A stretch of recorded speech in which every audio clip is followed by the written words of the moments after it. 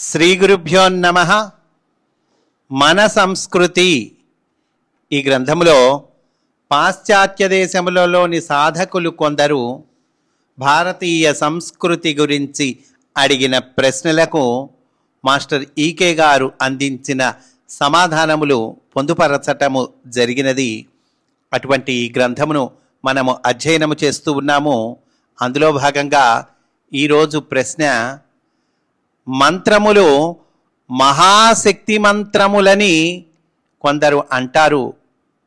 మనము నిత్యము మాట్లాడే మాటల కంటే ఇవి ఏ విధంగా భేదించును అంటే, మనము మాటలు మాట్లాడతాంగా అనేక మాటలు, అలాగే మంత్రములు ఏమిటి ఈ రెండిటికి తేడా అంటున్నారు. మాస్టర్ చెబుతూ ఉన్నారు, మనము మాట్లాడే మామూలు మాటలకు మంత్రాలకు ఉచ్చరించడంలో భేదమేమీ లేదు. ఏం భేదం లేదటండి ఎందులో? ఉచ్చరించడంలో. అయితే ఎక్కడుంది తేడా? విద్యుత్ ప్రవాహమునకు వీలుగా ఇన్సులేషన్ చేయబడిన రాగి తీగకు, అంటే ఆ విద్యుత్తు ప్రసారములో కనెక్ట్ చేయబడి ఉన్నది, అట్లా కనెక్ట్ చేయబడి ఉన్న రాగి తీగకు, అలా కనెక్ట్ చేయబడని తీగకు గల భేదమే మంత్రమునకు మామూలు శబ్దమునకు కలదు. అంటే విద్యుత్ ప్రవాహముతో కనెక్ట్ చేయబడినటువంటి ఆ ఇన్సులేషన్ చేయబడిన రాగి తీగకు, అట్లా కనెక్ట్ చేయబడని రాగి తీగకు ఆ తేడా ఈ రెంటికి మధ్యలో ఉందండి. మంత్రముగా ఉచ్చరింపబడిన శబ్దము ద్వారా ఉచ్చరించువాడు ప్రజ్ఞామయమైన ప్రవాహము వలె ప్రసరించును. ఉచ్చరించువాడే అతనే ఒక ప్రజ్ఞామయమైన ప్రవాహంలాగా ప్రసరిస్తాట. సాధారణముగా మనము ఉచ్చరించు శబ్దము ఉచ్చరించువాని భావమునకు మాత్రమే వాహికగా పనిచేయును. మంత్రముగా ఉచ్చరింపబడిన శబ్దము ఉచ్చరించువానికే వాహికగా పనిచేయును. ఇక్కడ వాహిక ఎవరు? ఉచ్చరించేవాడే, అతనే వాహికగా ఉంటాడు. మంత్రం విషయంలో నీలో నుండి ఉచ్చరించువాడే అసలైన పురుషుడు.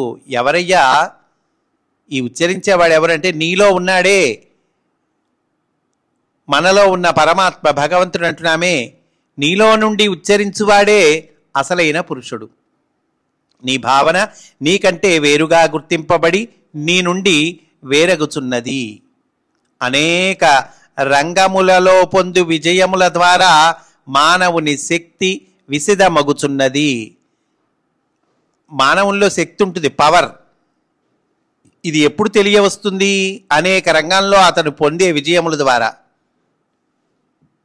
సక్రమమైన శిక్షణ ద్వారా మానవునిచే ఉచ్చరింపబడు శబ్దము ఉచ్చరించువానితోనే సంధింపబడి ఉన్నప్పుడు అదే మానవుని శక్తి మంత్రశక్తిగా పనిచేయును. అదే శక్తి, ఇందాక పవర్ శక్తి అన్నామే, అదే మంత్రశక్తిగా పనిచేస్తుందట. ఎప్పుడు పనిచేస్తుందండి అంటే, సక్రమమైన శిక్షణ ద్వారా మానవునిచే ఉచ్చరింపబడు శబ్దము ఉచ్చరింపబడే వాడితోనే సంధింపబడి ఉన్నప్పుడు అంటున్నారు. ఏమంటే బాగుంది. సక్రమమైన శిక్షణ అంటే, సక్రమమైన శిక్షణ అనగా ఎట్లుండునో అనే అంశము తత్సంబంధిత శాస్త్రమునందు వివరింపబడి ఉన్నది. అంటే చక్కగా శిక్షణ పొంది చక్కగా మంత్రమును ఉచ్చరించినప్పుడు ఆ ఉచ్చరింపబడు శబ్దము ఉచ్చరించు వానితోనే సంధింపబడి ఉన్నప్పుడు అదే మానవుని శక్తి మంత్రశక్తిగా పనిచేస్తుంది అని అంటున్నారండి. ఇట్లా చక్కగా మాస్టారు మనకి వివరిస్తూ ఉన్నారు. ఈరోజు ఇక్కడితో పూర్తి చేసుకుందాము.